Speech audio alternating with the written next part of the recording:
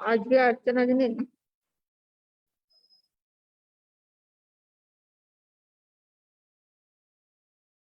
नहीं है, नहीं है, आज भी नहीं है।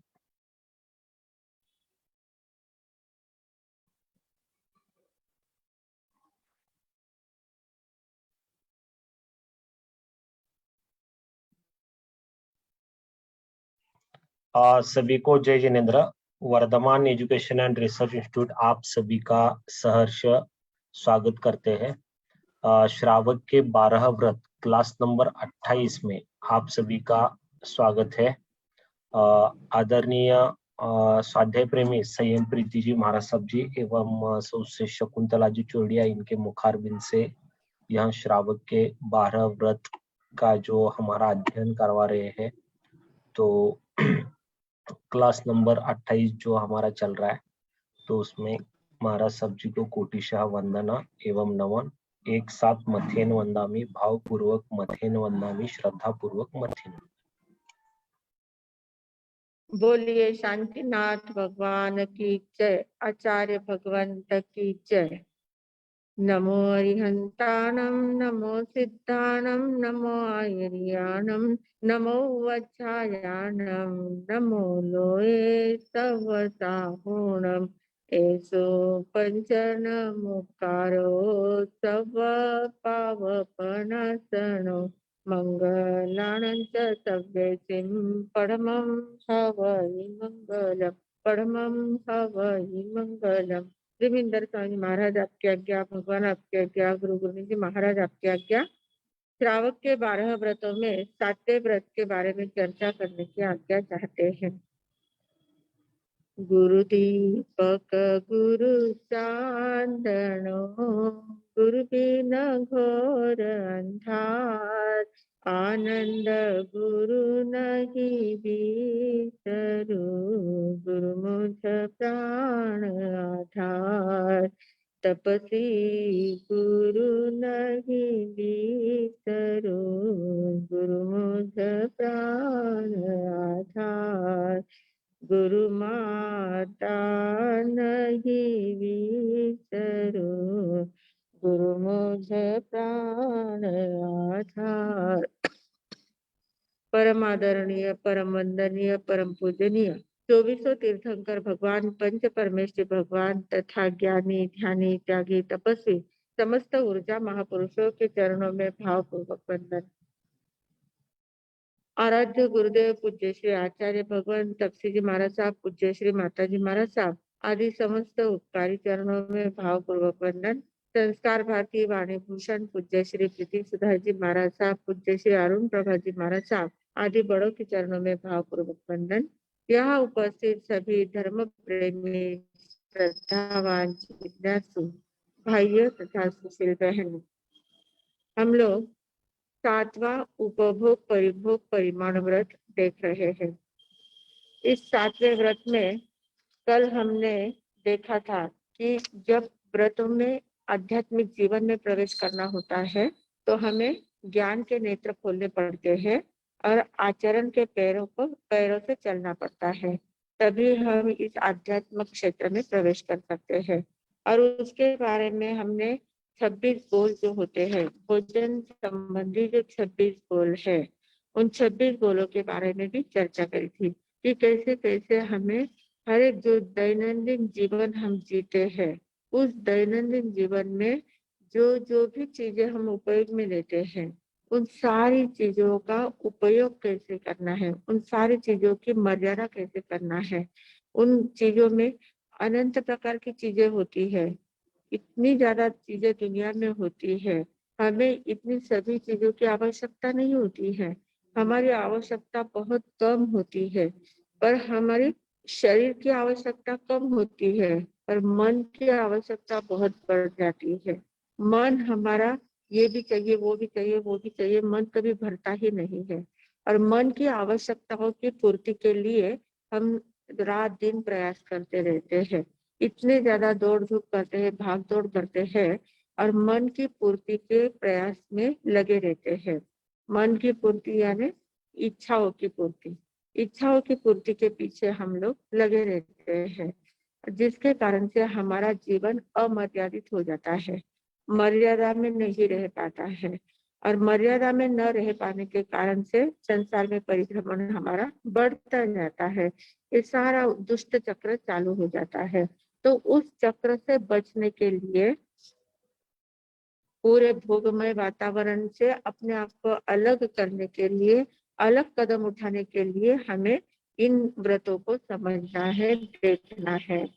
तो भोजन संबंधी जो मर्यादाएं कर हमने देखी थी, 26 बोलों की मर्यादाएं हमने देखी थी, तो वो जो उसमें हमें जो तय करना है, जो जो भी मर्यादाएं तय करनी है, उसमें विवेक विवेक बुद्धि से विचार पूर्वक बात सोचना चाहिए कि जो भी काम, जो भी चीजें हम रख रहे हैं, जिन चीजों को हम खुला रख रहे हैं और जिन चीजों का त्याग कर रहे हैं, तो त्याग करने वाली चीजें कौन सी है, खुला रखने वाली चीजें कौन सी है। कौन सी मतलब, जो चीजें हम अपने लिए खुली रखते हैं, वो चीजें कैसी होनी चाहिए, उसमें कम से कम हिंसा हो और कम से कम अधर्म से बनी हुई हो, ऐसी चीजों को हम खुला रख सकते हैं। जिन चीजों को बनाने में बहुत ज्यादा हिंसा होती है, बहुत ज्यादा अधर्म का सेवन करना पड़ता है, उन चीजों का हमें त्याग करना चाहिए। जैसे शैम्पू की बात आई थी, वो उलनविहि दंतनविहि फलविहि में आया था, शैम्पू की बात आई थी। तो सर धोना है, बाल धोने हैं, बाल धोने के लिए शैम्पू चाहिए, या बाल धोने के लिए जो भी कुछ वस्तु चाहिए, तो उसमें आजकल कितनी ज्यादा एडवर्टाइज आती है। और उस एडवर्टाइजों को देखकर, टीवी के माध्यम से, मीडिया के माध्यम से, उन एडवर्टाइज को देखकर हम लोग उसी में इतने उलझ जाते हैं। वहाँ जो बताया जाता है उसी चीज को लेने के लिए दूसरे दिन हम तैयार हो जाते हैं, वही चीज लाना है, वैसे ही बाल मुझे भी बनाना है। तो ये फालतू की बातें हैं, उसके पीछे कितनी ज्यादा हिंसा है, कितना अधर्म का सेवन किया हुआ है। जो शैम्पू बनाते हैं तो कितनी क्रूरता से बनाया जाता है, उसकी जो टेस्ट वगैरह करते हैं, वो ब्यूटी विदाउट क्रुएल्टी ऐसी एक फिल्म आई थी पहले। और जो जो लोग इन अहिंसक बातों का प्रचार प्रसार करते हैं, उसमें कैसे कैसे हमारे जो सौंदर्य प्रसाधन की चीजें होती है, उसमें कैसे कैसे हिंसा होती है, कैसे कैसे जीवों को तकलीफ दिया जाता है, वो सारे पिक्चर के साथ हमें बताया गया था। तो वो चीज, वो ब्यूटी विदाउट क्रुएल्टी, ये फिल्म हमें देख कर उसमें ध्यान में लेना चाहिए कि कैसी चीजें हम उपयोग में ले रहे हैं, उसके पीछे कितनी हिंसा हो रही है। उस हिंसा से बचने के लिए हमें प्रयास करना है। तो जो भी चीजें हम अपने लिए रखते हैं, उसमें कम से कम हिंसा हो, कम से कम अधर्म हो, इन बातों का हमें ध्यान रखना है। अगर ऐसे ध्यान रखते हैं तो बहुत अनर्थ से हम बच सकते हैं, बिना काम के दोषों से हम बच सकते हैं, बहुत फायदा हमारा उसमें हो सकता है। दूसरी बात, वस्तुओं की तो मर्यादा करते हैं जैसे खाने पीने की वस्तुओं की मर्यादा करते हैं, इतनी सब्जियां रखेंगे, इतने अनाज इतने प्रकार का रखेंगे, इतने प्रकार के पानी पेय वस्तु इतने प्रकार के रखेंगे, फ्रूट्स इतने प्रकार के, वो सारा हम मर्यादा तो कर लेते हैं।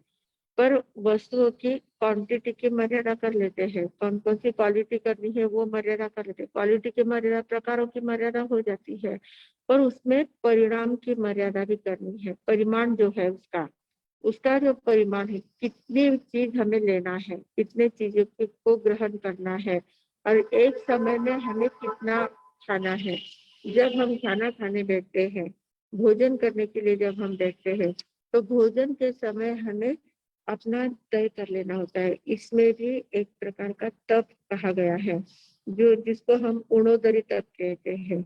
उणोदरी तप का अर्थ क्या होता है, उसमें तपश्चर्या वगैरह तो कुछ नहीं करनी है, अनशन वगैरह नहीं करना है, उपवास नहीं करना है, एकासना बिल कुछ भी मत करो, तपश्चर्या कुछ भी मत करो।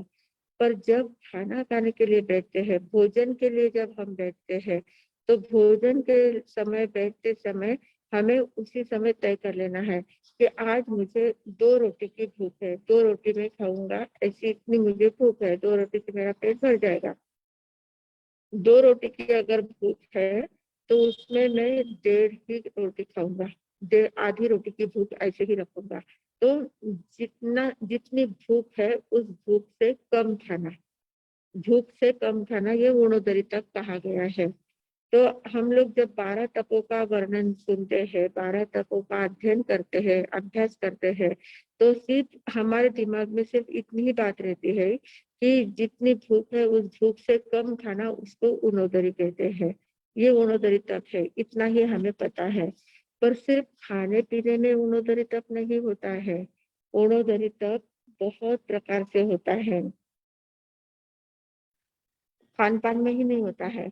ऊणोदरी तप हमारी वस्तुओं की आवश्यकताओं में भी ऊणोदरी तप होता है। हमें दिन भर में कितनी चीजें लगती है, जो भी हम कुछ काम करने बैठते हैं, जैसे पढ़ाई के लिए बैठे हैं, पढ़ाई कर रहे हैं तो पेन की आवश्यकता होती है, लिखने के लिए पेन की आवश्यकता होती है। एक पेन है तो बहुत, उससे बहुत कुछ लिखा जा सकता है, बहुत दिनों तक चल सकता है एक पेन।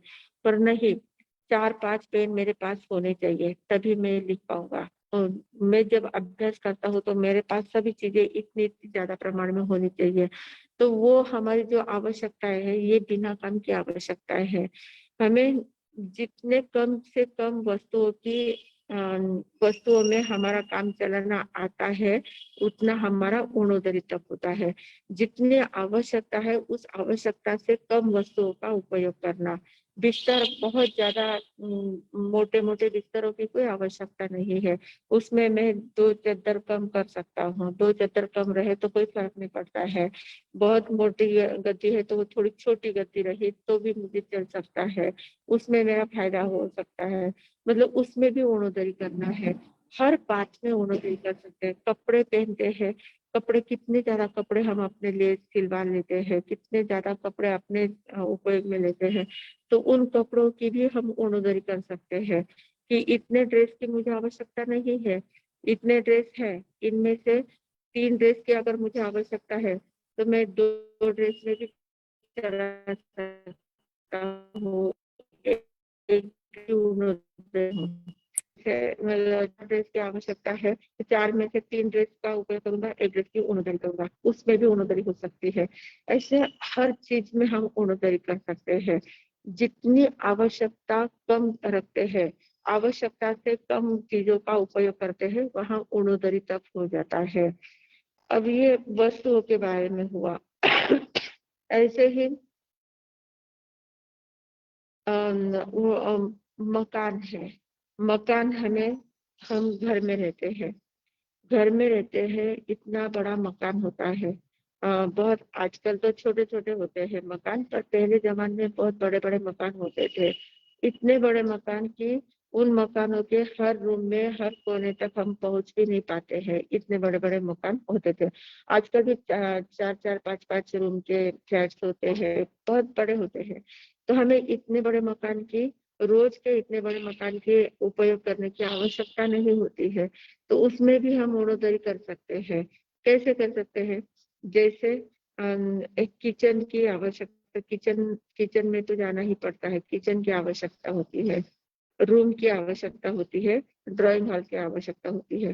पर इन 3 चीजों की आवश्यकता हमें होती ही है।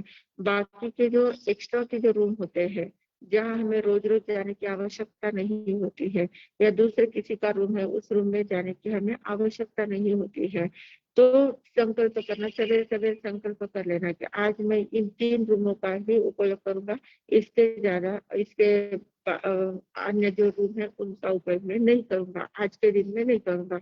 ऐसे सवेरे अगर संकल्प कर लिया तो उस रूम में जाने का वो एक ऊणोदरी तप हो जाता है। उसका उपयोग करना ये ऊणोदरी तप, उपयोग नहीं करना ये ऊणोदरी तप हो जाता है। इस प्रकार हर बात का ऊणोदरी तप हम कर सकते हैं। कोई चीज लेने के लिए बाजार में जाते हैं, बाजार में जाते हैं, बहुत सारी दुकानें होती है, बहुत सारे मॉल, बड़े बड़े मॉल होते हैं, दुकानें होती है, बहुत शॉप्स होते हैं रास्ते में।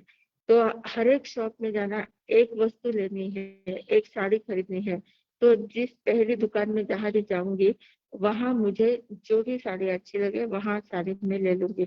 दूसरी दुकान का मैं जाकर दूसरी दुकान में नहीं जाऊंगी, वो साड़ी देखने के लिए दूसरी दुकान में नहीं जाऊंगी। तो वो भी एक प्रकार का ऊणोदरी तप हो जाता है। कंट्रोल करना, हर बात में कंट्रोल करना। जो आवश्यकता है पर उस आवश्यकता से कम रखना और बाकी की कंट्रोल करना। इस प्रकार के तप को ऊर्ध्वधरित तप कहते हैं। ये इतनी छोटी-छोटी बातें होती है, दिखने में कुछ भी नहीं लगता है, पर ये बहुत बड़ी बात है, बहुत बड़ा तप हो जाता है। ऐसे ऊर्ध्वधरित तप जो हमारी प्रॉपर्टी होती है, इतनी बड़ी-बड़ी प्रॉपर्टियाँ कितनी-कितनी कहाँ-कहाँ ले लेके हम रखते हैं। तो उन प्रॉपर्टियों में से इतने प्रॉपर्टी की मुझे आवश्यकता है क्या? मुझे जितनी आवश्यकता है उस आवश्यकता से भी कम मैं रख सकती हूँ, उसमें मेरा काम चल सकता है, बाकी की प्रॉपर्टी का मालिकियत मैं छोड़ देती हूँ, मुझे नहीं चाहिए। तो मेरे हक में, मेरी मालिकियत में इतनी ही प्रॉपर्टी रखूँगी, इसके अलावा मुझे नहीं चाहिए। तो ये सारी ऊर्ध्वरित में चला जाता है। तो इस प्रकार ये ऊर्ध्वरित गहनों में इतने कितने गहने हम अपने लिए कितने गहने बनाते हैं। बहुत लोगों को शौक होता है, इतने सारे गहने पड़ते हैं। बहनें ऐसी होती है, बाजार में किसी के साथ जाती है, किसी की भी शॉपिंग करनी होती है, सहेलियों की हो, बहनों की हो या और भी कोई किसी की शादी है तो शादी के लिए शॉपिंग के लिए जाते हैं। अब शॉपिंग के लिए उनके साथ जाते हैं। वो लोग अपनी शॉपिंग कर लेगी या अपनी चॉइस बताती है उनको। पर उनकी शॉपिंग चल रही है, उनके शॉपिंग के साथ-साथ इनको जो चीज़ें अच्छी लगती है तो ये खुद भी शॉपिंग कर लेती है वहाँ। तो दूसरों के शॉपिंग के साथ में जाते हुए हम अपनी शॉपिंग कर लेते हैं बीच में ही, कोई आवश्यकता नहीं है। आपको उन चीज़ों के बिना कोई कम नहीं होने वाला है, कोई मतलब कोई ज़रूरत नहीं है उस चीज़ की, पर फिर भी उसके साथ अच्छी चीज़ लगी है तो तुरंत ले ली। तो ये जो प्रवृत्ति हमारी होती है, ये वृत्ति इकट्ठा करने की, लेने की जो वृत्ति होती है, ये लोभ वृत्ति जो होती है, इसके ऊपर कंट्रोल करने के लिए ऊर्ध्वधरी तप होता है। तो कोई आवश्यकता नहीं है, मेरे पास चूड़ियाँ हैं, सभी प्रकार के गहने हैं, गले के हैं, कान के हैं, नाक के, सभी प्रकार के गहने, अंगूठियाँ हैं, चाहे जितना पड़ा हुआ है मेरे पास। और भी किसी के साथ गए और देख लिया अच्छी चूड़ियाँ दिखी तो तुरंत खरीदी करके लेके आ गए। पैसे होते हैं, पैसों की कोई कमी नहीं होती है।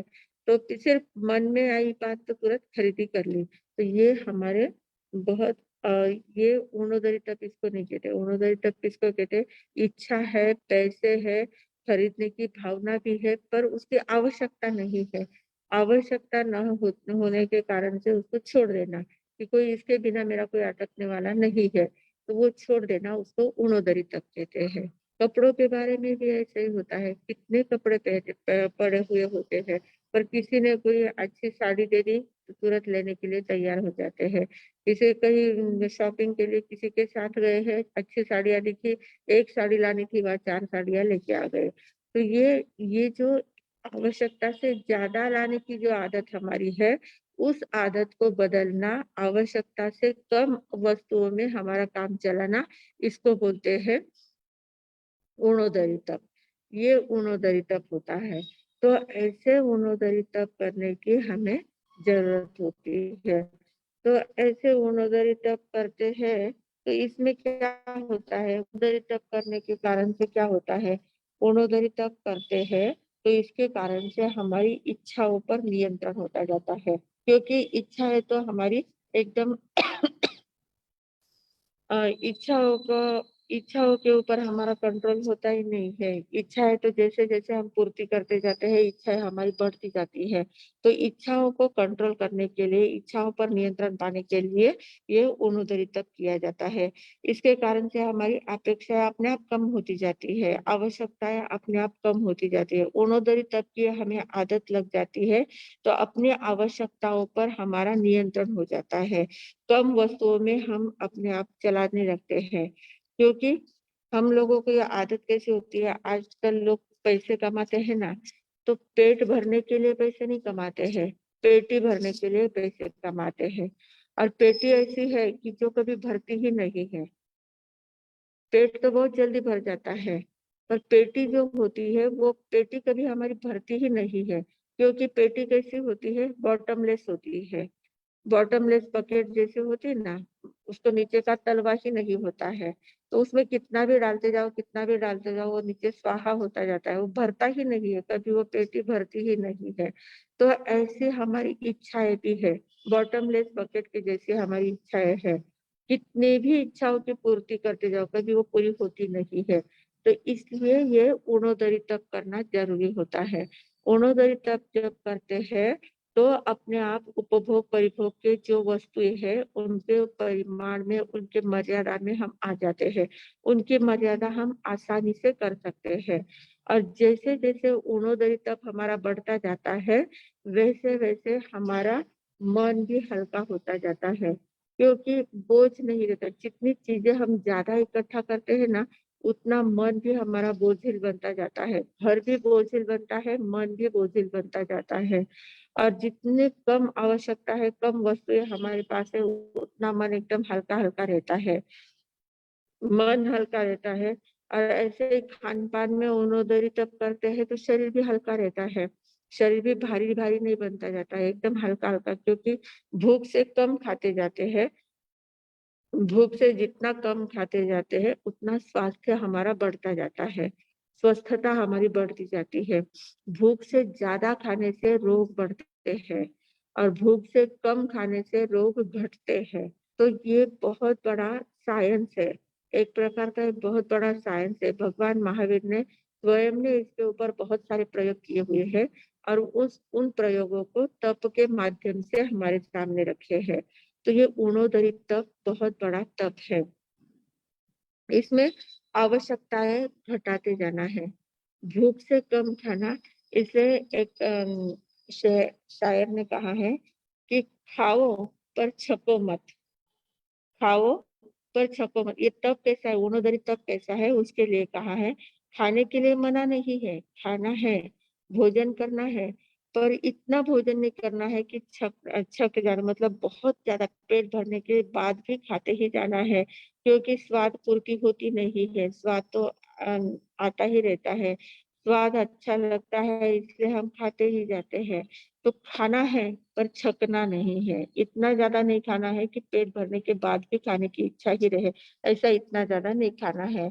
खाओ पर छको मत, देखो पर टको मत।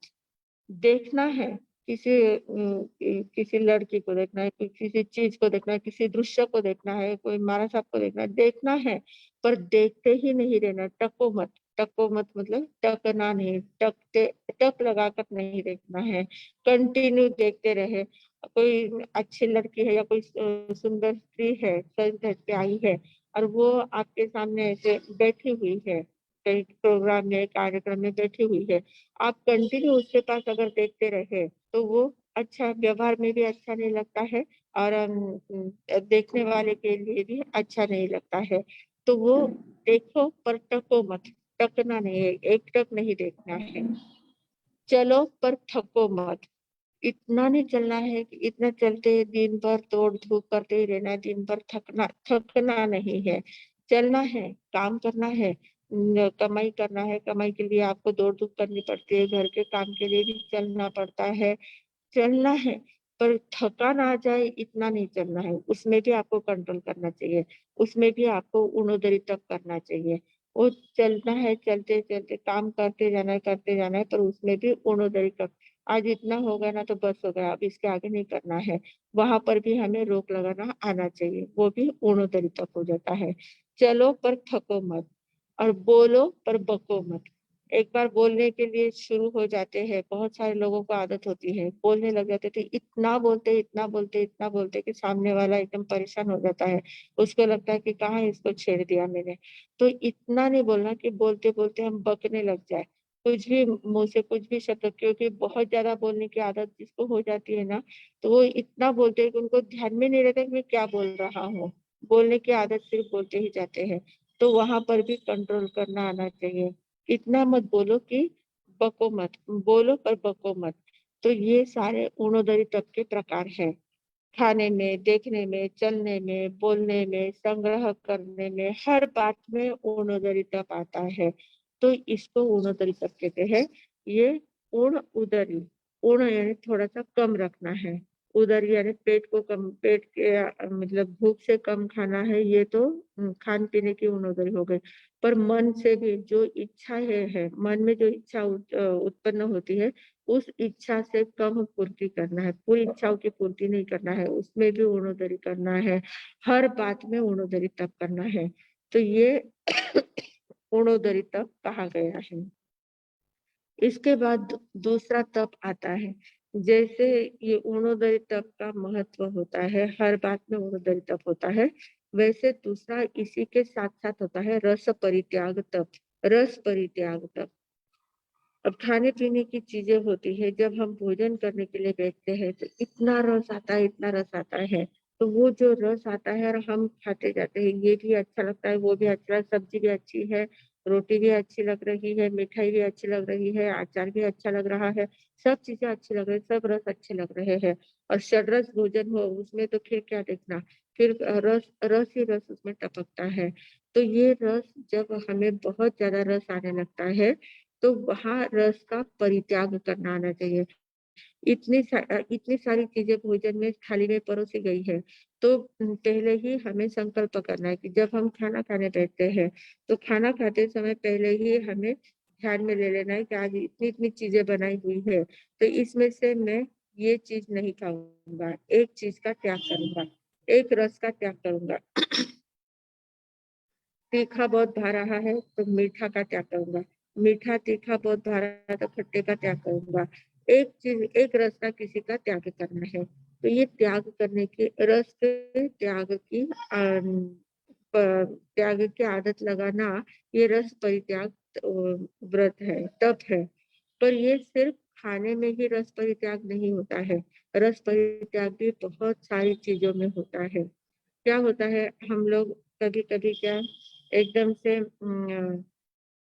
कुछ पढ़ रहे हैं, किताब एक आध पढ़ रहे हैं, कोई स्टोरी बुक है या कोई ऐसी इंटरेस्टिंग किताब पढ़ रहे हैं, कोई एक कथानक पढ़ रहे हैं, इतना इतना इंटरेस्ट उसमें आ रहा है और एकदम क्लाइमेक्स का इंटरेस्ट उसमें आ रहा है, इतना पढ़ने में हम इतने एकाग्र हो गए हैं, इतना ज्यादा रस उसमें आ रहा है और रस आते आते एकदम क्लाइमेक्स तक पहुंचने वाले हैं। अब क्या होने, अब आगे क्या होगा, ऐसा जब मन में उत्सुकता जागृत हो जाती है कि अब इसके आगे क्या होगा, अब इसके आगे क्या होगा, ऐसे जब पढ़ने की हमें जल्दी होती है कि इसके आगे क्या है, इसके आगे क्या है, तो हम स्पीड से आगे पढ़ने के लिए प्रयास करते हैं।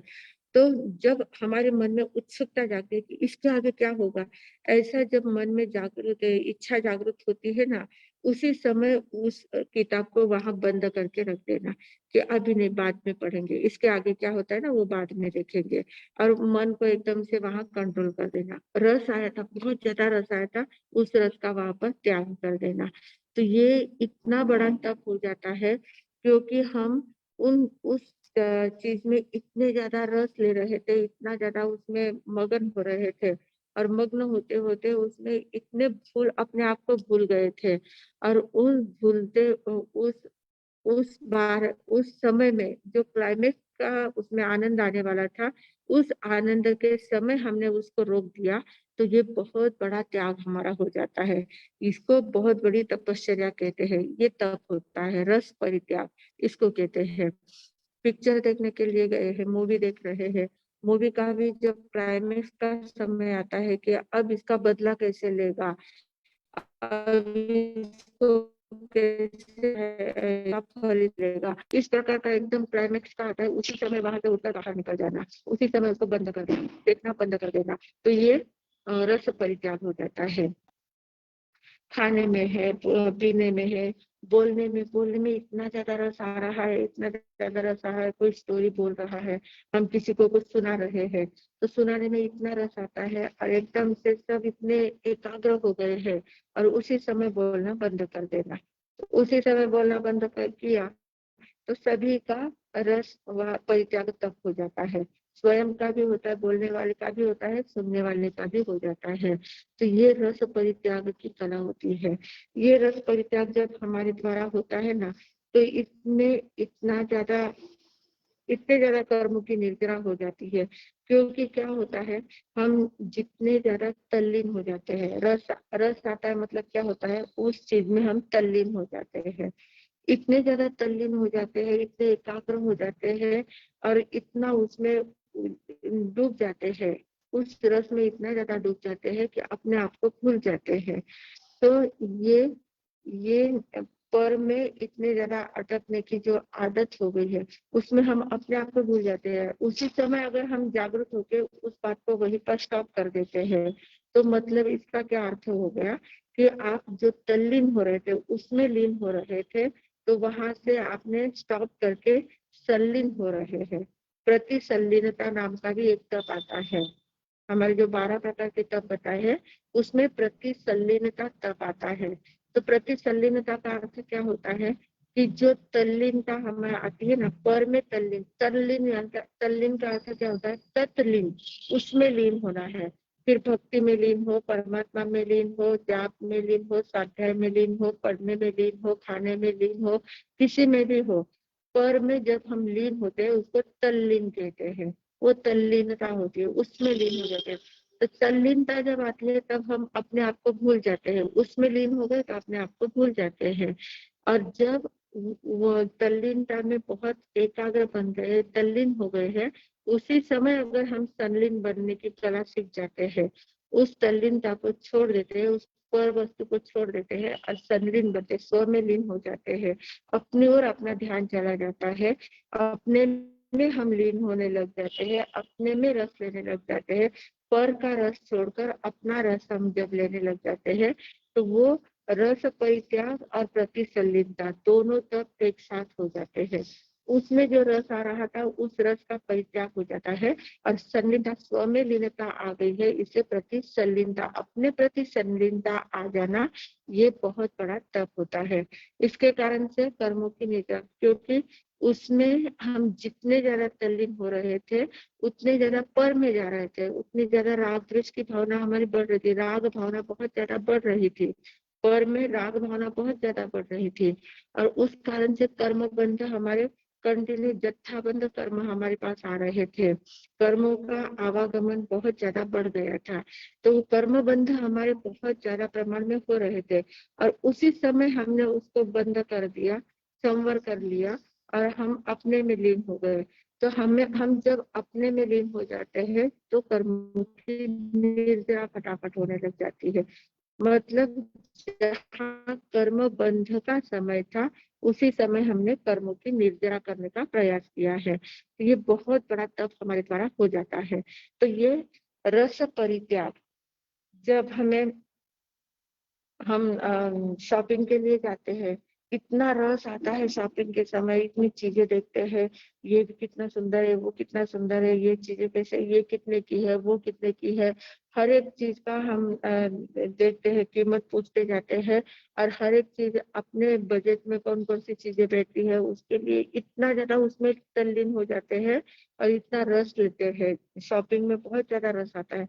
बहुत ऐसे बहनें हैं कि उनको तो कभी एनी टाइम कभी भी कहो चलो शॉपिंग के लिए जाना है तो तुरंत वो तैयार हो जाती है, इतना ज्यादा रस उनको आता है।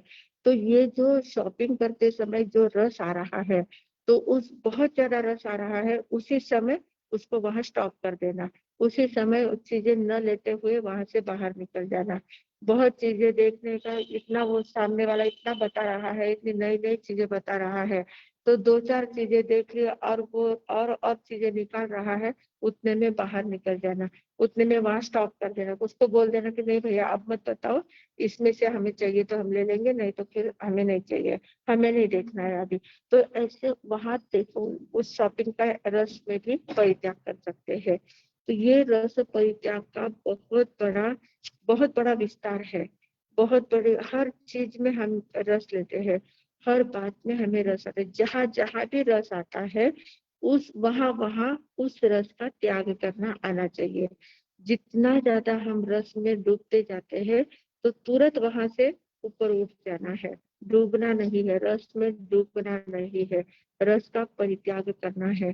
तो ये रस परित्याग तप बहुत ज्यादा महत्वपूर्ण है और इस तप को हम जितना ध्यान पूर्वक करते हैं, जागृति पूर्वक करते जाते हैं, इस रस को जितना इस तप को जितना जागृति पूर्वक करते जाते हैं उतनी निर्जरा हमारी बहुत ज्यादा होती जाती है। तो जिस समय हमें उपभोग परिभोग वस्तुएं जो है, उपभोग परिभोग परिमाण व्रत हमें जब ग्रहण करना होता है, तो जब हम लिस्ट बनाने के लिए बैठते हैं अब जैसे सब्जियों की लिस्ट बनानी है, फ्रूट्स की लिस्ट बनानी है, खाने पीने की वस्तु की लिस्ट बनानी है, कपड़ों की, गहनों की, वस्त्रों की, सभी प्रकार की लिस्ट बनाते हैं। तो वो लिस्ट बनाने में भी हमें बहुत रस आता है। लिस्ट बनाते समय एक एक चीजें याद आती जाती है, अरे ये भी चाहिए, वो भी चाहिए, वो भी चाहिए, उसमें भी हमें बहुत रस आने लग जाता है।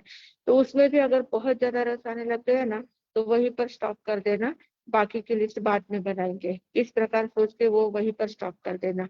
और फिर थोड़ी देर के बाद या दूसरे दिन जब वापस मन नॉर्मल हो जाता है, तो वापस लिस्ट बनाना, फटाफट फटाफट लिखने की शुरुआत कर देना।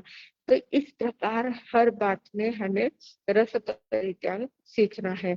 और रस परित्याग की कला जब हमें आ जाती है, तो उपभोग परिभोग वस्तु की मर्यादा करना बहुत आसान हो जाता है।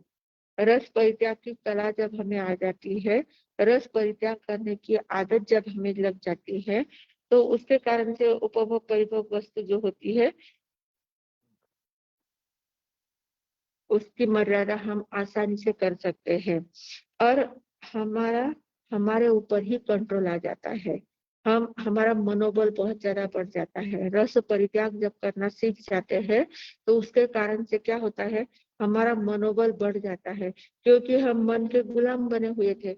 जब रस में बहुत ज्यादा डूबते जाते हैं, तो क्या होता है, मन के गुलाम बनते जाते हैं, मन उसमें इतना ज्यादा आसक्त होता जाता है। और उसी समय उस आसक्ति में से मन को बाहर निकालना और मन को एकदम सक्षम बनाना, स्थिर बनाना, तो इसके कारण से मन की क्षमता बढ़ने लग जाती है, मनोबल बढ़ने लगता है, मनोधैर्य बढ़ने लग जाता है। तो और फिर हम ही हमारे मालिक बनते जाते हैं, क्योंकि हमें पता है कि हम कहीं पर भी अटकते नहीं है। जहाँ भी अटकने लग जाते हैं, तो तुरंत वहां से पीछे हट जाते हैं। जहाँ भी अटकने लग जाते हैं, बहुत ज्यादा बच्चों के ऊपर प्यार आता है, बच्चों के ऊपर इतना ज्यादा प्यार आता है, उसको लेते हैं और इतना ज्यादा प्यार उनके साथ करते हैं, और उसमें इतना रस आने लगे, उसके साथ बातें करने में, उसके साथ खेलने में बहुत ज्यादा रस आ रहा है। तो उसी समय खेल में, उसी समय हमें जागरूक होना है कि अरे मुझे इसमें बहुत ज्यादा रस आ रहा है, बहुत मेरा मोह पड़ रहा है, आसक्ति बहुत ज्यादा मेरी गाढ़ी होती जा रही है। तो उसी समय वहां से उठ और बाजू में हट जाना, वो जो ज्यादा रस आता है ना, उस रस में से कंट्रोल कर लेना और वहां से बाजू में हट जाना। तो ये बहुत बड़ा तप है। इसमें आपका नुकसान नहीं होता है। आपको लगता है कि बच्चों के साथ तो बच्चों को टाइम तो स्पेंड करना ही चाहिए, बच्चों के टाइम देना ही चाहिए, बच्चों के साथ खेलना ही चाहिए। हम कैसे तो भी टाइम निकालते हैं उनके साथ खेलते रहो, फिर उसमें से कैसे हम बाहर निकल जाए। तो ये ऐसी बात नहीं है। बच्चों के साथ खेलो, पर वहां अगर हमारी आसक्ति बहुत ज्यादा बढ़ने लग जाती है, मोह बहुत ज्यादा गाढ़ा होने लग जाता है, हमारे मन में, हमें ध्यान में आ जाता है कि हमारी मन की भावनाएं कैसी हो रही है, तो बहुत ज्यादा आसक्ति की भावना होने लग जाती है, तो वहां हमारे अंतर से आसक्ति को कम कर देना है। तुरंत अंतर में समझ जाना है कि अरे इतना मोह करने जैसा कुछ नहीं है। ठीक है, अच्छा लग रहा है बात अलग है, प्यार आ रहा है बात अलग है, पर बहुत ज्यादा आसक्त होने की कोई जरूरत नहीं है। तो उसमें से थोड़े से अपने आप को रस थोड़ा सा कम कर लेना, तो ये कि रस परित्याग कहलाता है। तो ऐसा जब हम करते हैं, तो हमारी अ, किसी भी प्रकार की वस्तु के साथ हम किसी के गुलाम नहीं बनते हैं, सबके मालिक बनते हैं। मन के गुलाम नहीं बनते हैं, वस्तु के गुलाम नहीं बनते हैं, चीजों के गुलाम नहीं बनते हैं, प्रसंग के गुलाम नहीं बनते हैं, बच्चों के गुलाम नहीं बनते, किसी भी प्रकार के मोह के गुलाम नहीं बनते, किसी भी प्रकार के गुलाम नहीं बनते हैं। हम अपने मालिक बन जाते हैं, क्योंकि हमें पता है कि मैं कभी भी अपने ऊपर कंट्रोल मिला सकता हूँ, कभी भी अपने मन को मैं स्वस्थ बना सकता हूँ, स्थिर बना सकता हूँ, इसमें से जो अटका हुआ मन है उसको कभी भी बाहर निकाल सकता हूँ। ऐसा कॉन्फिडेंस हमें अपना आ जाता है। तो इस प्रकार हमें इन बातों का ध्यान रखना है। एक तो उन्नोदय तप करना है, दूसरा रस परित्याग तप करना है। और ये दोनों तप करते समय क्या होता है, हम हमें अपने शरीर के स्वास्थ्य का भी ध्यान रहता है। जब ये दो तप नहीं होते हैं ना, तो हम जो भी मन में आए वो खाते जाते हैं, जैसा जितना चाहे उतना खा लेते हैं, कंट्रोल नहीं रहता है। तो उसके कारण से हमारा जीवन अप्राकृतिक बन जाता है, अमर्यादित बन जाता है, अप्राकृतिक बन जाता है। पशु पक्षियों का जीवन कैसा होता है, उनका प्राकृतिक जीवन होता है, वो भी खाते पीते हैं, पर उनको उनका कैसा होता है, वो बराबर उनको जितना चाहिए उतना ही खाएंगे, वो कभी प्रमाण से ज्यादा नहीं खाते हैं। उनका पेट भर गया तो वो कुछ भी नहीं करते हैं। शेर होता है, शेर के सामने अगर शिकार है तो उसका अगर पेट भरा हुआ है, शेर ने एक बार शिकार कर लिया और उसका पेट अगर भर गया है, तो सामने उसका वापस दूसरी शिकार खड़ी है तो वो कभी उसके ऊपर झपट्टा नहीं मारेगा, कभी उसको नहीं मारेगा। जब उसको भूख लगेगी तभी वो शिकार करेगा। जब तक भूख नहीं लगती है तब तक वो किसी को भी तकलीफ नहीं देता है। शेर में भी इतनी प्रामाणिकता होती है, पर हमारा ऐसा नहीं है। हमारा तो क्या होता है, हमारा पेट भर गया है, हमारी कमाई भी अच्छी हो गई है, खेती भी भर गई है, पर जब तक पेट भर गया है, पर पेट भरने के बाद भी अगर सामने कोई चीजें दिखती है तो हम तुरंत उसको लेने के लिए तैयार हो जाते हैं। हम उस पर कंट्रोल नहीं कर पाते हैं। तो ये हमारी कमजोरी है। पशु पक्षी इसमें बहुत माहिर होते हैं, उनको जितना चाहिए उतना ही देते हैं, उससे ज्यादा वो नहीं खाते हैं। गाय के सामने कितना भी घास डालो, उसका पेट नहीं भरता है तब तक वो खाती है। पेट भर जाने के बाद कितनी भी अच्छी चीज उसके सामने रखी तो भी वो नहीं खा पाएगी। तो इस प्रकार ये लोग कंट्रोल बराबर कर लेते हैं, पर हमारा अपने ऊपर कंट्रोल नहीं होता है। तो कंट्रोल की बातें हमें सीखनी चाहिए। दूसरी बात, जो चीजें हम रखते हैं अपने लिए, जो जो मर्यादाएं हम कर रहे हैं, उनमें 5 बातों को 5 दोषों से युक्त वे चीजें नहीं होनी चाहिए। इसका हमें ध्यान में रखना है कि जो चीजें हम रख रहे हैं, जो मर्यादा कर रहे हैं उपभोग परिभोग वस्तु की, उस मर्यादा में 5 दोषों से मुक्त वस्तुएं हो तो ही उसकी मर्यादा करनी है। जो दोषों से युक्त है उनका सर्वथा त्याग करना चाहिए। वे 5 दोष कौन से हैं? पहला है कि त्रसवध। पहला दोष है त्रसवध, यानी जो चीज हम रख रहे हैं, हमारे लिए ले रहे हैं, उस चीज में, उस चीज के पीछे कोई त्रसजीव की हिंसा तो नहीं हो रही है, त्रसजीवों की विराधना तो नहीं हो रही है। जैसे रेशम का कपड़ा है, चमड़े की वस्तु है, उसके पीछे कितने त्रसजीवों की हिंसा होती है। तो हमें उन चीजों का त्याग करना चाहिए। जिस चीज में त्रसजीव की हिंसा होती है, ऐसी चीजों का हमें त्याग करना है। दूसरा, बहुवध। बहुवध का अर्थ क्या होता है कि जिसमें त्रसजीवों की तो हिंसा नहीं होती है, पर स्थावर जीवों की बहुत ज्यादा हिंसा होती है। स्थावर बहुत ज्यादा स्थावर जीवों की हिंसा होती है और त्रसजीवों की उत्पत्ति जिसमें ज्यादा होती है। हिंसा तो नहीं होती है पर उत्पत्ति ज्यादा होती है। ऐसे भी जैसे शराब है, शहद है, चीज होता है, बटर होते हैं, ये जो चीजें होती है ना, इसमें त्रसजीव भी, बेंद्रिय जीव भी उत्पन्न होते हैं, त्रसजीव भी उत्पन्न होते हैं, और स्थावर जीवों की भी बहुत ज्यादा इसमें हिंसा होती है। तो इन चीजों का हमें त्याग करना चाहिए। ये चीजें कभी हमारे जीवन में नहीं आनी चाहिए। फिर तीसरा है प्रमाद। जो वस्तु हम सेवन करते हैं, सेवन करने के बाद हमारा मन प्रमाद में चला जाता है। प्रमाद का अर्थ क्या होता है? प्रमाद यानी पर में चला जाना, पर वस्तु में इतना आसक्त बन जाना कि स्वयं को भूल जाना, वो प्रमाद होता है। दूसरा है कामोत्तेजना बढ़ना, मन में ऐसे ऐसे भावनाएं, विकृत भावनाएं निर्माण होना। बहुत ऐसी कोई चीजें होती है, जो अति गरिष्ठ भोजन वगैरह खाया है, अति गरिष्ठ भोजन किया है, या कोई ऐसी चीजें खाई है कि जिसके कारण से मन में विकृति पैदा हो जाती है। तो भांग है, फल, ऐसे कुछ फल होते हैं, कोई विषैली चीजें ऐसी होती है, जहरीली चीजें होती है, उनको खाने से हमारा मन एकदम प्रमाद में चला जाता है, या कामोत्तेजना में चला जाता है, विकृत बन जाता है। या ऐसे सुखशैया आसन जो होता है, हमारा बिछौना वगैरह होता है, इतना ज्यादा मुलायम, इतना ज्यादा डंडक के ऐसे ऐसे आसन होते हैं कि जहाँ हम एक बार सोए कि उठने का इच्छा ही नहीं होती है। इस प्रकार के बिस्तर वगैरह, इनका भी, इनके कारण से भी प्रमाद भावना बढ़ती है और मन में विकृति आ सकती है। तो इन चीजों का भी हमें त्याग करना चाहिए। चौथी बात है अनिष्ट। जो चीजें हमारे देह के लिए अनिष्टकारी है, जैसे धूम्रपान करना है, नशीले पदार्थों का सेवन करना है, या ऐसे और कोई चीजें कि जिसके कारण से हमारे शरीर को अनिष्ट पैदा, शरीर में रोग उत्पन्न होता है, शरीर में कोई तकलीफ होती है, बहुत ज्यादा गैस होता है, बहुत ज्यादा पित्त होते हैं, बहुत ज्यादा कफ होता है। ऐसी जो चीजें हैं कि जिनके कारण से हमें शरीर में तकलीफ होती है, तो ऐसे अनिष्टकारी चीजें जो होती है उन चीजों का हमें त्याग करना चाहिए। और पांचवी चीज है अनुपसेव्य।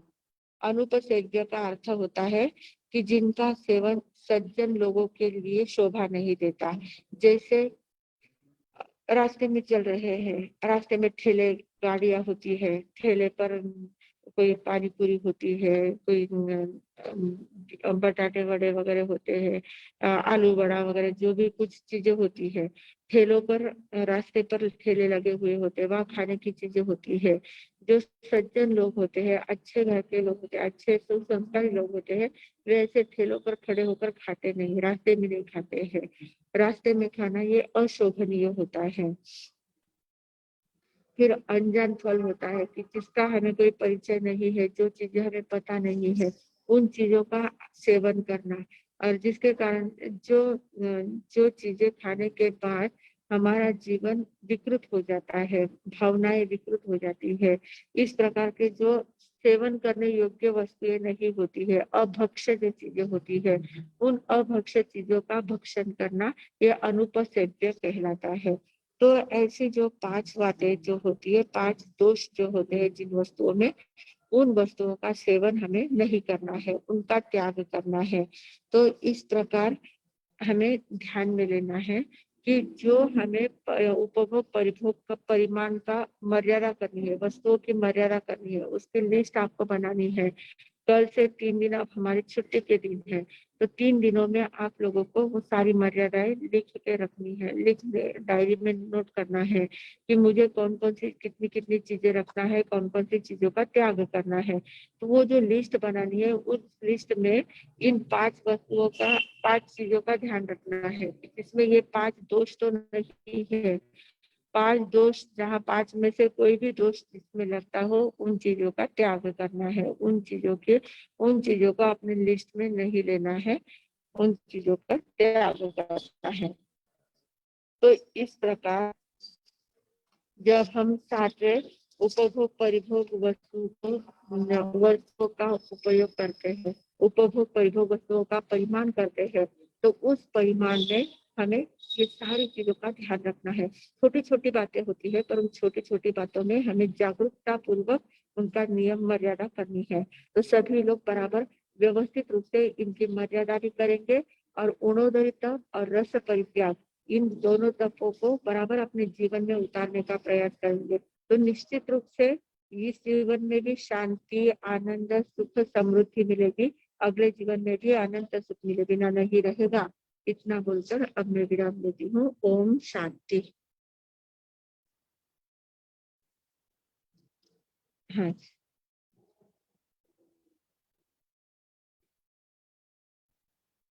शकुतई है क्या आज? महेश भैया? हाँ महाराज साहब जी, 1 ही मिनट है, मैं कर रहा हूँ। हाँ, शकुंतला मौसी।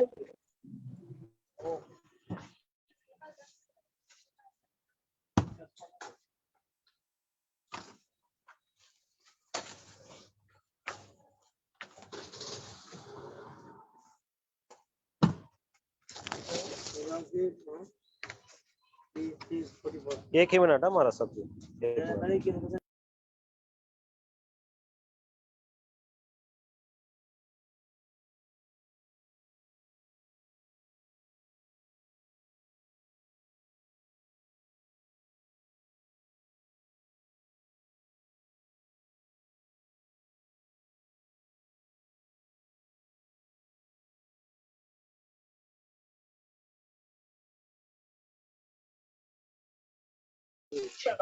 हाँ मासी जी, ये कीजिए, ओपन कीजिए अभी। आवाज आ रही है मेरी? आवाज आई? नहीं आएगी ना। महेश इसको क्यों ना दो, आवाज तो दिशे नहीं। आवाज आवे है तू बोल। मथे नंदनी मेरे साथ सभी जिज्ञासु साधकों को भावपूर्वक नमस्कार। अभी हमारा महत्वपूर्ण व्रतों के बारे में जानकारी देख रहे हैं हम। 2 दिन से शुरुआत हुई, 3 दिन देख रहे हैं और ये 12 व्रतों में सबसे महत्वपूर्ण व्रत भोग उपभोग है। कल हमने देखा था कि नियमों से बंधे बंधे हुए हैं वे सही में मुक्त है, और जो नियमों को नहीं पालने वाले हैं वे बंधन में अटके हुए हैं। कि व्रतों का अगर हम अच्छी तरह से पालन किया है तो कितने सारे पाप क्रियाओं से हम मुक्त हो सकते हैं, लेकिन हमने उसमें विवेक नहीं रखा। जो मिल रहा है उसका उपभोग अगर लेते रहते हैं तो कितने सारे पापों के ढेर हमारे बनते जा रहे हैं। और इसको समझाने के लिए इतने अच्छी तरह से प्रतिक्रमण जो हम प्रतिदिन प्रतिक्रमण कर रहे हैं, लेकिन शब्दों का उच्चारण हो रहा है, उसका अर्थ अगर जब हम डिटेल में सुनते हैं तब लगता है कि कितनी सारी बातों से हम वंचित रह गए। शब्दों का रटन है, मिच्छामि दुक्कडम दे रहे हैं, लेकिन उस व्रत की अगर अच्छी तरह से जानकारी हुई तो अपने आप कई पापों से हम मुक्त हो सकते हैं। अभी कल हमने देखा था कि हमेशा मन भोग उपभोग में उलझा, सांसारिक लोग है, सांसारिक लोग हमेशा भोग उपभोग में उलझे रहते हैं। और यही सब व्रत में भोजन संबंधी और भोजन संबंधी कितनी सारी बातें बताई, और जो प्रतिदिन हम जिसका उपयोग कर रहे हैं कि प्रतिदिन जो जो चीजें लगती है, 26 बातें कल हमने अर्थ सहित देखी। और वो सुनने के बाद सभी के मन में विचार जरूर आया होगा कि कितनी सारी बातों का हम उपयोग भी नहीं करते हैं, लेकिन भगवान महावीर स्वामी ने बताया है कि जो व्रत पचकान ले रहे हैं वो तो हिंसा से मुक्त हो रहे हैं, लेकिन जो उपभोग भी नहीं ले रहे, भोग भी उपभोग भी नहीं ले रहे, लेकिन व्रत पचकान रहित है, तो उनको उतना ही पाप लग रहा है। कि इतनी सारे चीजों का उत्पादन आज दुनिया में हो रहा है। सभी बातों का तो हम तो हमारी आयु भी इतनी अल्प आयु है, उसी देखा जाए तो इस अल्पायु में कितने वस्तु का हम भोग उपभोग ले सकते हैं। सिर्फ हम मन का आकर्षण, दृष्टि का आकर्षण, मन का आकर्षण, भौतिकता का आकर्षण, इसके कारण हम मर्यादा में नहीं बंधे हैं। आज हमारे सामने जो बताया कि 6 पड़ाव तो हमारे पूरे हो गए थे और बीच का पड़ाव है 7वां व्रत, और उसके आगे के जो 4 पड़ाव आने वाले वो सारे क्या है, शिक्षा व्रत की साधना कैसी होनी चाहिए। लेकिन साधना करने के पहले हम व्रतों को किस प्रकार से ग्रहण करें इसकी जानकारी बहुत डिटेल में दी है। और जो कल की 26 बातें सभी को बताई थी, भोजन संबंधी है, कर्म कैसे हमारे द्वारा वस्तु व्यक्ति इसके प्रति भी हमारे द्वारा कैसा बंधन हो सकता है, इसकी जानकारी हमने कल पा ली थी। और आज ये बताए कि दैनंदिन जीवन में कि हम पर में कितने तल्लीन हो रहे हैं। अभी इतने सारे उदाहरण कि साधु संत कैसे होते, फिरते चलते फिरते विद्यापीठ है, सब कुछ देख रहे, पूरी दुनिया उनको दिख रहे, घर घर में जाते हैं, और देखने के बाद मनुष्य की मानसिकता कैसी होती है। अभी उन्होंने कितने अच्छे उदाहरण दिए कि शॉपिंग को जाते हैं, लेना कुछ नहीं है, किसी के साथ जाते हैं, लेकिन वस्तु अच्छी देखी कि तुरंत मन हो जाता है, और आवश्यकता न होते हुए भी कितना सारा संग्रह हम कर लेते हैं, घर को हम म्यूजियम बना देते हैं। जितनी ज्यादा वस्तुएं लाते हैं, देख देख के खाली आकर्षण, मन का आकर्षण है, ऐसी आवश्यकता हमें नहीं है।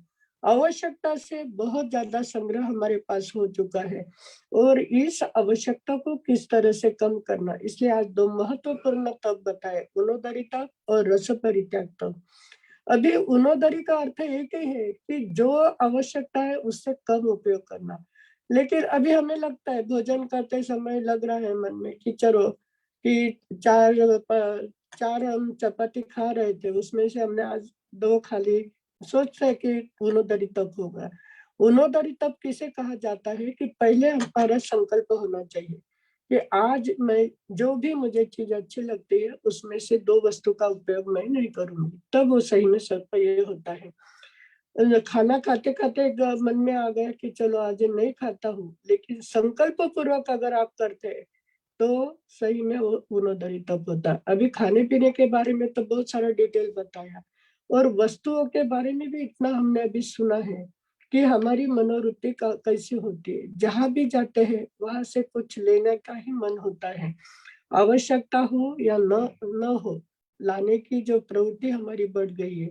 अभी उन्होंने बताया इच्छा है, पैसा है, सारी बातें, ये सारी बातें उपलब्ध होते हुए भी अगर उस पर हमारे मन का नियंत्रण हो गया तो सही में हमारा गुणोदरी तप होता है।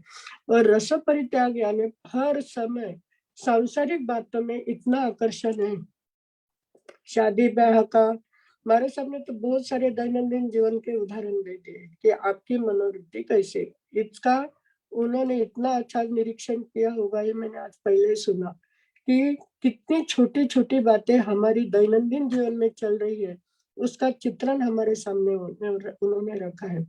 और सुनते सुनते सभी के मन में विचार आया होगा सही में अनावश्यक बातें हमारे द्वारा कितनी हो रही है। अभी इसके पहले भी मैंने पीडीएफ भेजे थे।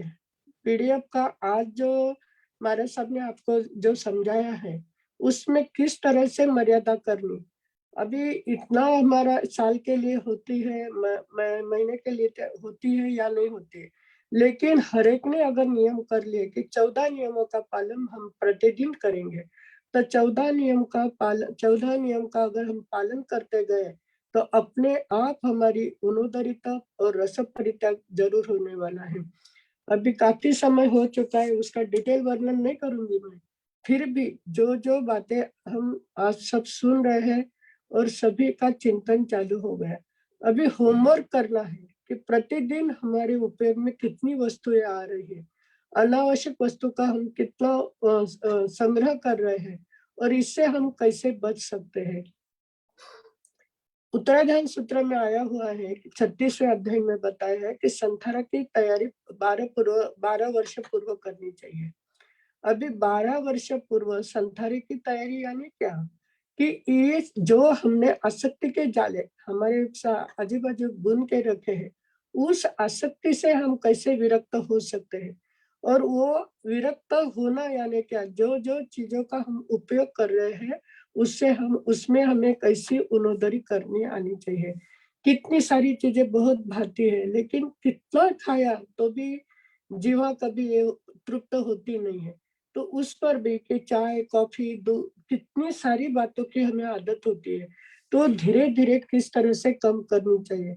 यह जब हम 14 नियम को समझेंगे अच्छी तरह से तो उस समय हमारे ध्यान में आएगा कि हम उनोदरी तप कैसे कर सकते हैं और रस परित्याग कैसा कर सकते हैं।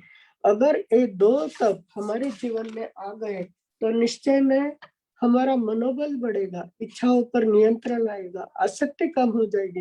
ये सारे क्या है, आध्यात्मिक क्षेत्र में ज्ञान के नेत्र जब हमारे खुलने लगेंगे तो निश्चय में क्या है, ऊर्ध्व गति के ओर हमारा गमन शुरू हो जाएगा।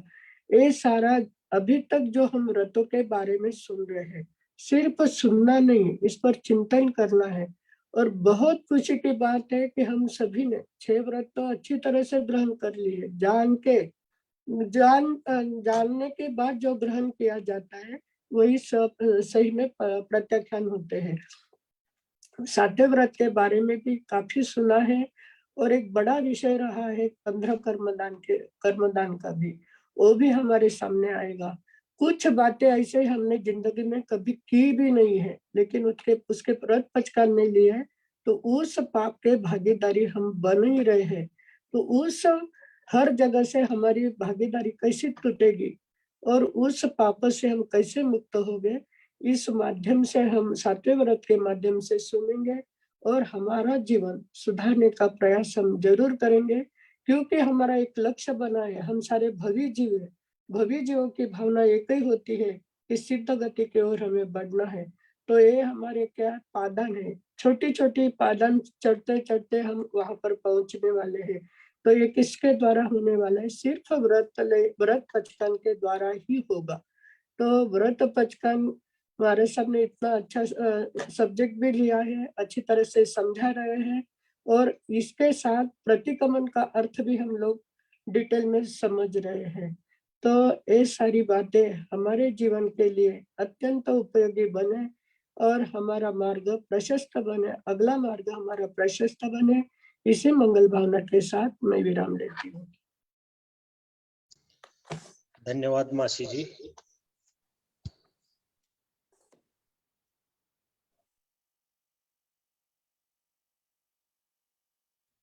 आगे अभी रेज हैंड जिसके कुछ प्रश्न रहेंगे तो आप पूछ सकते हैं।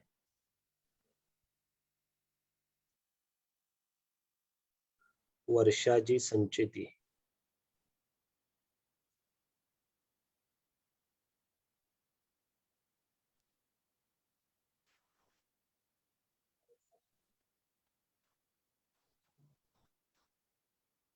हाँ, ओके कीजिए वहाँ।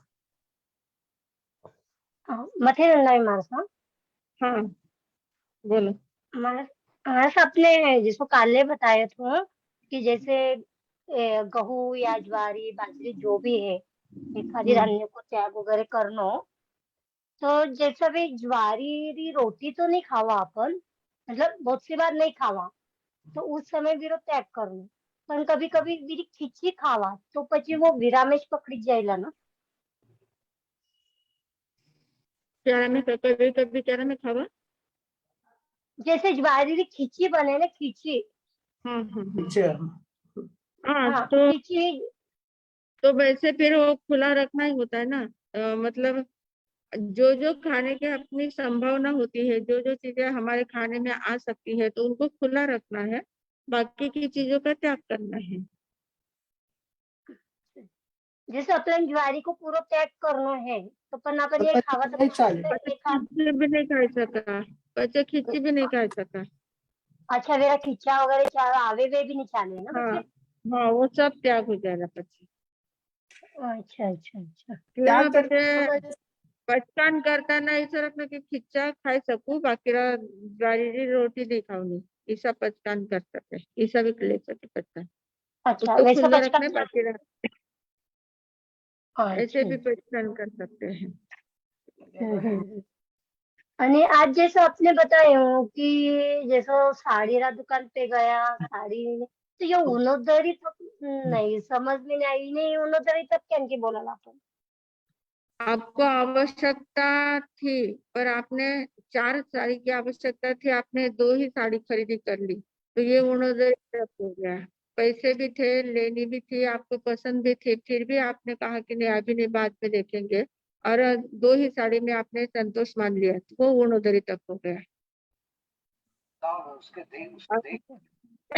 मतलब हर चीज आवश्यकता में से जैसे ज्यादा आपने लाना वो तब नहीं, आवश्यकता से ज्यादा लाना वो तब नहीं है, पर आवश्यकता से कम लेके आना वो गुणोदरी तक होगा।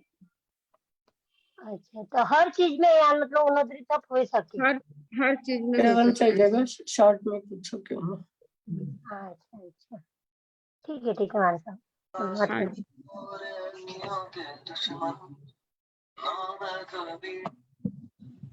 और अभी कौन है? आगे है, हाँ, प्रेमा कांता जी करके है।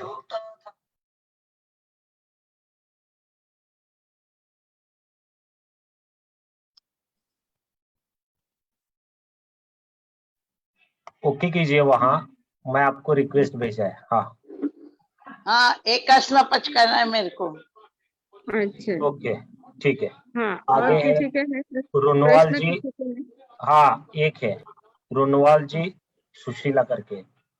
हाँ हाँ मथेरमध्ये मारसा आपण हाँ अबे दुकान में जावा आणि एक किलो मोह हुए आणि आपण पचे वो लेवा नहीं अपने उठे कंट्रोल करा, तर आपण उठे मन में ऐसा भाव लावना कि आपला ने पर यो त्याग वगैरह इसो कई के कई मन में करणं भाव म्हणजे लावण मन में भाव लावण की जरूर नहीं है, कंट्रोल अपन कर लिए उठे तो आपलं तप होईल। मन होय में के भाव लाया नहीं लाया, पर मन में इच्छा होती, लेवनरी इच्छा होती, क्षमता बी होती, पैसा बी होता, सगळी बाता होती, पण त्याला आपण कंट्रोल करते नाही, आभार नाही लेवणं म्हणे.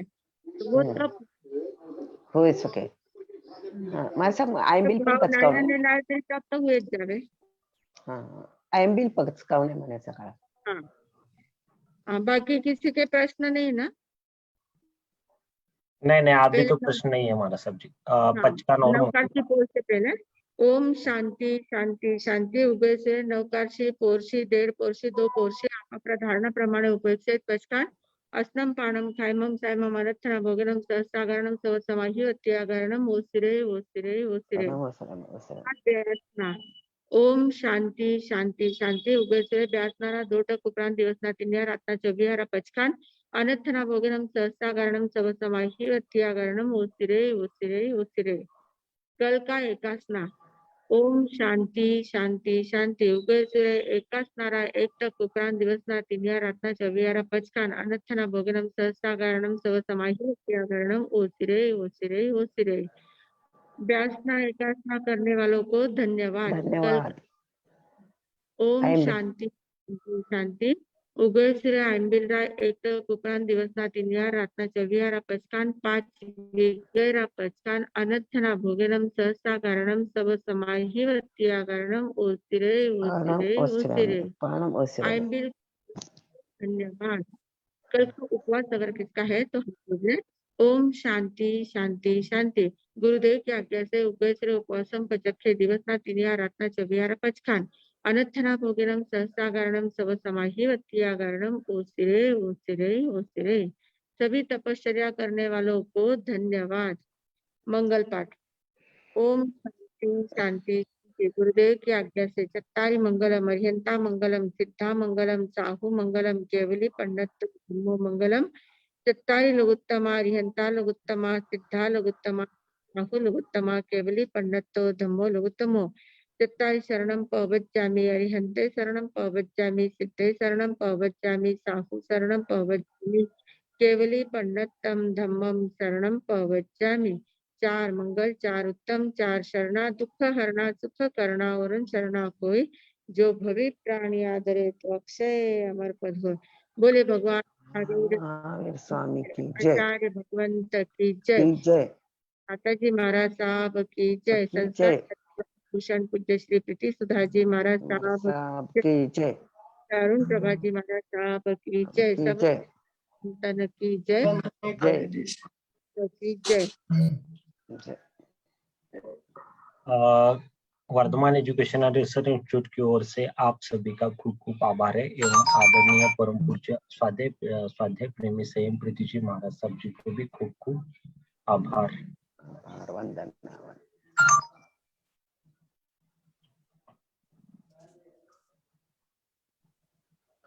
बंद पड़ रहे सिर को में। हाँ मतलब नेक्स्ट